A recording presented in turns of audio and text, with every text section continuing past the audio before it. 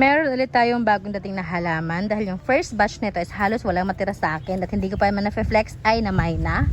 Sa reels pa lang namay na. So, nagkataon na yung seller nito is nagbenta ulit. So, inabangan ko na siya. And may dagdag tayong isang klaseng halaman. Nakita niyo yan. So, ipapakita ko sa inyo. Ayan, ang ating tricolor homa.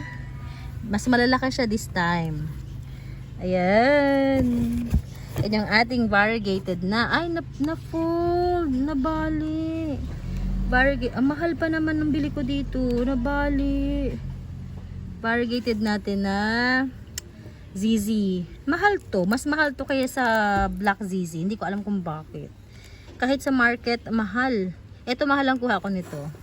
So, ayan sila. Ayan ang mga yan. Papalakihin natin yung iba dito. Ang iba bibenta natin. So, abang-abang na lang sa ating pagpo-post or sa